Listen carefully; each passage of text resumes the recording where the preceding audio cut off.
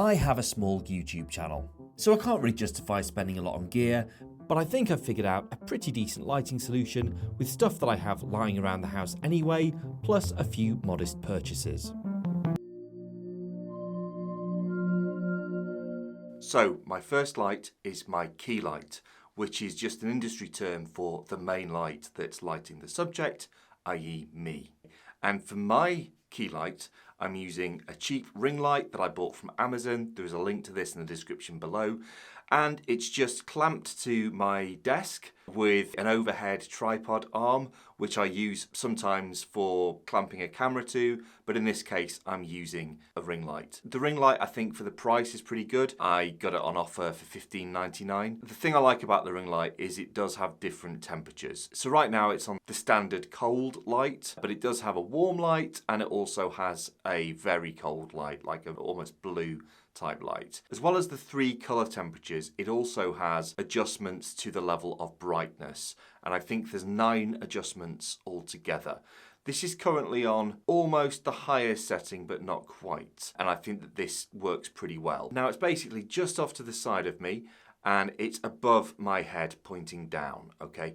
And what you can see here is that obviously it's lighting this side of my face more than it's lighting this side of my face. It creates what's called the Rembrandt effect, okay? And that's basically kind of a shadowy side of the face here with a well-lit one here, and there's kind of like a little, almost like a triangle effect on the cheek here of light on the side that isn't as well lit. That look might be quite good for certain shots, okay, depending on what effect you're trying to achieve, and I suppose it is an art form, it's not a science. What looks good to my eyes might not look as good to your eyes. Now, what I did find, especially with a key light, as it's the main light that's lighting my face, is that it took quite a lot of adjustment to get to a point that I was happy. So obviously I can make it higher, further away from me, I can make it lower and closer to me, I can adjust the angle, it can tilt that way, it can tilt that way, and ultimately I think that that's, after a lot of experimentation, I've found the position of me in relation to the light that kind of works pretty well. Okay, so now it's time to introduce the second light, which is going to come over from this direction, and that's going to be my fill light. And what I'm going to do with that one is, it's just to balance out the light a little bit, so it's not all coming from one direction. Some people like that look.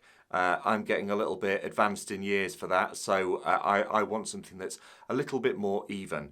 And before I move on, it's probably worth saying that I think with the principles of lighting and beauty lighting, as it were, is that it's better if the light is coming from above you, is what I understand. I'm no expert on lighting, but because you're almost mimicking the sun. That's what the human eye is trained to see as natural, is light that's coming from above. And that's why I've got the key light just pointing down on me from slightly above. Okay, so let's move on to the fill light.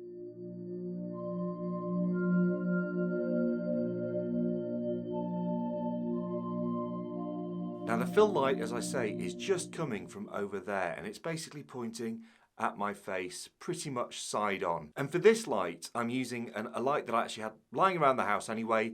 It's just a standard desk lamp, and over this lamp I basically have some dust sheets that I use for painting that I've kind of cut down and I've folded a few times to just drape over the light. And what that's doing is, it's like a homemade softbox effect really.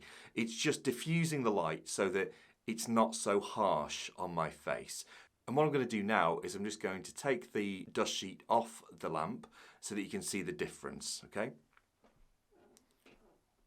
Okay, so that's now, the dust sheet is now off, and as you can see, that has made quite a difference. It's much brighter and a bit harsher. So I'm just going to put that back over now.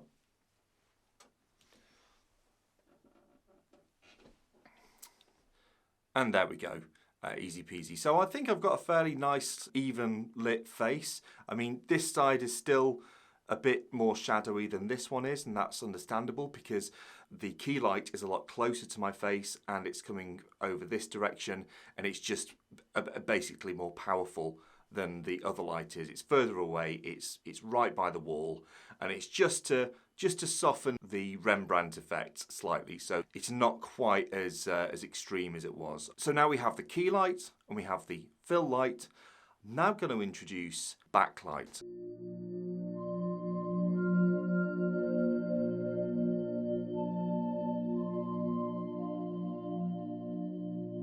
So now you can see I've introduced the backlight there, and what that's doing is it's just creating a bit more separation between me, the subject in the foreground, and the background. So it's just kind of giving a bit of definition around my frame. For my backlight, I'm using another cheapie from Amazon, but I think it's pretty effective. It's got several different colours. It's RGB, so that's red, green and blue, and within that colour range it's got lots of different options. Having tinkered around with it quite a lot, I prefer the blue.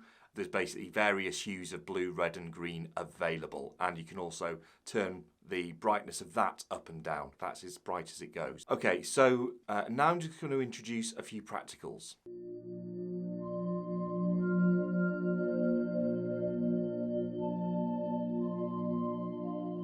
So I'm really pleased with the look of this now, adding these practical lights in. And again, practical lights are just an industry term, which means the lights that you, the viewer, can see in the shot. Okay, so you can see the battery-powered LED behind me. Again, that's just a cheap one from Amazon. I think it was like less than £10.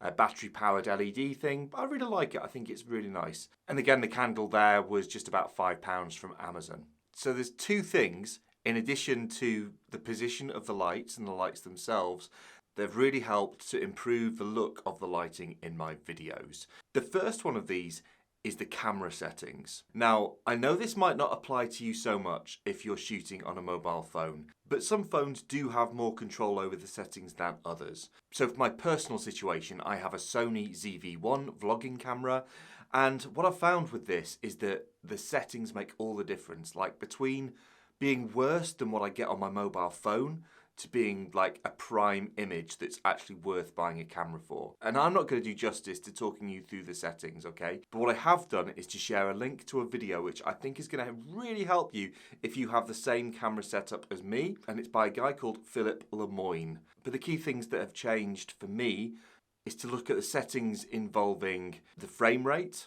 So I'm a 24 frames per second convert now, whereas I was using 30 or 60 frames per second previously, and that's definitely improved things. The second thing I've done is to drop the ISO. That was probably the biggest single game changer. So basically you need to drop the ISO as low as it can go where it still looks good, because the higher the ISO rating is, the more risk of a grainy image you're going to get. Especially with artificial lights, dropping the ISO level was a bit of a game changer for me. And the other thing to know is that when you tweak the aperture, then that affects the level of light that's coming in, and therefore you may need to drop the ISO or raise it depending on what you've done with the aperture. The second tip I have, as well as the camera settings, is post-production in the editing. And this, again, can make a huge difference. Again, I'm no expert on color correction. I've only recently started playing with it myself, but again, I've put a video link in the description below to a video on a channel called PiXimperfect, how I color grade my videos in Premiere Pro 2023. Now, yes, I use Premiere Pro, so I can only speak as a Premiere Pro user, but other video editing platforms are available. I hear that DaVinci Resolve, which I understand is free, has a really, really powerful color grade system.